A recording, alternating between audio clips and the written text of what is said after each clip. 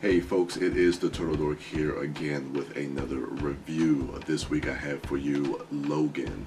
Now, I know what you guys are saying. Logan came out about 2 or 3 weeks ago. I've taken my time to kind of do my own personal review. We did do a review cast through our podcast at ITMOD, so definitely we have that on the YouTube channel, and check that out on iTunes as well. But I just kind of want to give some of my personal overall thoughts of the film. So Logan takes place in the not too distant future of 2029.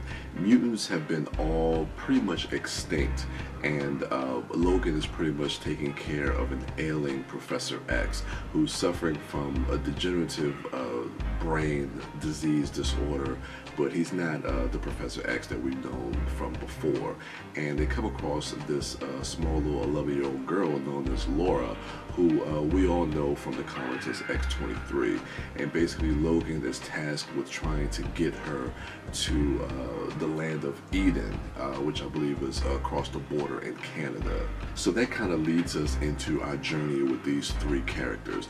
And just to kind of start off with what I really enjoyed about this film is really the relationship between the dynamic between those three characters. We have Logan, Professor X, and Laura. And I would just have to say, first and foremost, a lot of people will say that Hugh Jackman was great as Logan, and I don't think he has given a better performance with this character in the last 17 years that he has played him, and also for Patrick Stewart as Professor X. But I want to start with Laura, X-23, played by Daphne Keane. I think she's absolutely fantastic in this movie. The performance that she gives with her nonverbal communication that she has throughout the film with Professor X and with Logan is absolutely stunning. I mean, the way she carries herself in this film, she carries herself with such confidence, and especially in the fight scenes with such ferocity that, I mean, it's stunning to see. And it's amazing that a young girl this age can really have so many different layers to her character without really speaking almost any lines of dialogue throughout the first 2/3 of this film. So I thought she was absolutely terrific in the role of Laura. Also have to throw in there that Stephen Merchant as Caliban was also really good. I love the chemistry that both him and Hugh Jackman have on screen together, especially in the first act of this film. They really have a lot of their scenes together, and I think Stephen Merchant and Hugh Jackman really had a nice back and forth, and you could really see that on screen between the two of those actors. So that was a lot of fun to watch as well. Something else that I really enjoyed about this film was the fact that James Mangold really, he stripped away the spectacle of just superhero films in general. And you're really able to kind of focus in on the man of Logan. It really feels like a character study to really kind of follow him on this journey and get to kind of, especially with the history that we know from the previous films with Logan, we meet him at a time in his life where he's kind of beaten, broken, torn down, and it's interesting to see this character who has basically saved the world and is now reduced down to being a limo driver, just trying to make ends meet. So it's interesting when you bring in that back history and to see where the character is now. It's an interesting look into the psyche and the character of who Logan is and where he is at this point in his life. And that's something I really enjoyed experiencing in this film.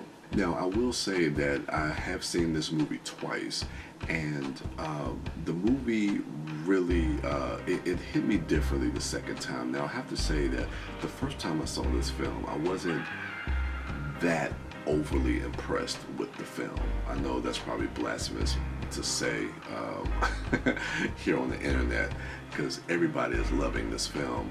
But I will have to say, with my second watch, it did affect me deeply in those ways that it didn't the first time around. Now, I still don't love this film the way that everybody is really loving Logan. But I really, really like this movie a lot, and I respect it for what it was trying to do with doing something different with the superhero genre. I just can't fall head over heels in love with this film. Again, I would like to rewatch it probably when it comes out on Blu-ray, but it's just not a film that really hit me in that way. Again, I've decided that I kind of want to stay away from spoilers, even though the movie has been out for a few weeks. But if you want more of an in-depth analysis of my thoughts and the thoughts of my fellow dorks, please go ahead and check out our full review cast that we have on iTunes, and we should also have the audio version up here on our YouTube channel as well. So I will go ahead and give the final score for Logan. Now that I've had this, I had to sit with this movie for a few weeks.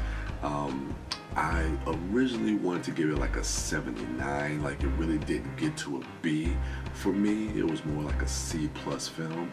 But the more and more I think about it and what they were trying to do and what James Mangold ultimately his goal and what he was trying to say with this film, I do feel like he was successful in doing that.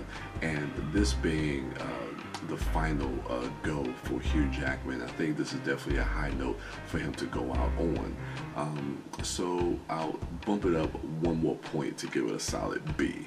So I would give this an 80 out of 100 for my final score. But definitely go check out Logan if you haven't seen it already. But if you're watching this, I'm pretty sure you've seen this movie. A lot of people have already pretty much seen this film.